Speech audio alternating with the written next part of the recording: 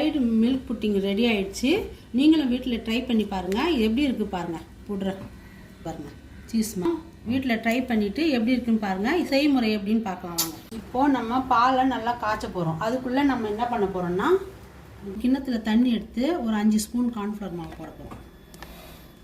ஒரு கிண்ணத்துல தண்ணி எடுத்துட்டு 5 டீஸ்பூன் கார்ன்ஃப்ளவர் மாவு கலக்க போகிறோம். 3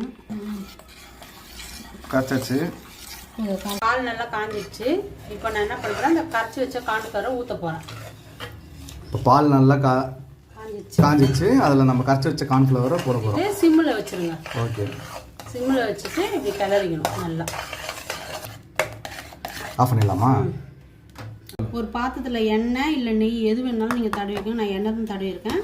இப்போ அதில் எடுத்து இந்த இதுவை ஊற்ற போகிறோம். ஊட்டிங்க. கொஞ்ச நேரம் ஃப்ரீசரில் ஒரு 1 மணி நேரம் வைக்கணும். 1 மணி நேரம் செட் ஆகிறதுக்கா? ஆமாம். இப்போது இதை எடுத்து ஃப்ரீசரில் வச்சிடலாம். மூடி போட்டு ஃப்ரீசரில் வச்சிடலாம். இப்போ ரஸ்க்கு இப்போ ஏற்கனவே 3 புட்டு போட்டுட்டேன். இன்னும் 1 போடுறேன். மொத்தம் 4 ரஸ்க்கு போடுறேன். 4 ரஸ்கா? ஆமாம். இப்போது இதை நல்லா பவுட்ரு பண்ண போகிறோம். கார்ன்ஃப்ளவர் மாவில் கொஞ்சம் தண்ணி ஊற்றி கொஞ்சம் கரைச்சி வச்சுருக்கோம். திருப்பி இன்னொரு இதில் கலந்து வச்சுக்கணுமா? தண்ணியாக. அது கொஞ்சம் திக்காக இருக்கணும், இது கொஞ்சம் தண்ணியாக இருக்கணும். ஓகே.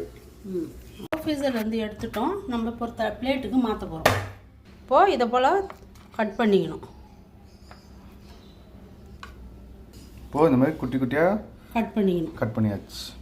கட் பண்ணிவிட்டு கார்ன்ஃப்ளவருக்கு தண்ணி போட்டு கரைச்சி வச்சுருக்கோம் பார்த்தீங்களா, அதில் நம்ம இப்படி மிக்ஸ் பண்ணிக்கிறோம். கரைச்சதில் நல்லா இப்படி முக்கி எடுத்துட்டு ரஸ்க் தூள் பண்ணி வச்சுருக்கோம் பார்த்தீங்களா, அதில் போட்டு பரட்டிக்கணும். ரஸ்க் தூளா? இப்போது நல்லா ரஸ்கில் பரட்டி வச்சுருக்கிறோம். இப்போ எண்ணெய் காஞ்சிச்சு, போட போகிறோம். எண்ணெய் கொஞ்சம் ஃபாஸ்ட்டாக வைப்பாது.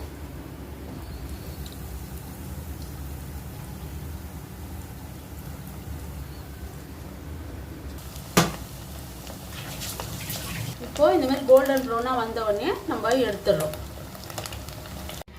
நான் இதில் உப்பு சர்க்கரை எதுவுமே கலக்கலை. உங்களுக்கு வேணும்னா ஸ்வீட்டாக சாப்பிட்ணுன்னா சர்க்கரை போட்டுக்கோங்க. இல்லை நீங்கள் சட்னி எதனா க்ரீன் சட்னி அந்த மாதிரி மயோனஸ் என்ன வச்சு சாப்பிட போகிறீங்கன்னா கொஞ்சோண்டு உப்பு, அந்த பால் போட்டு கிண்டுறீங்க பார்த்தீங்கன்னா, அப்போ உப்பு கொஞ்சம் கலந்துக்கோங்க.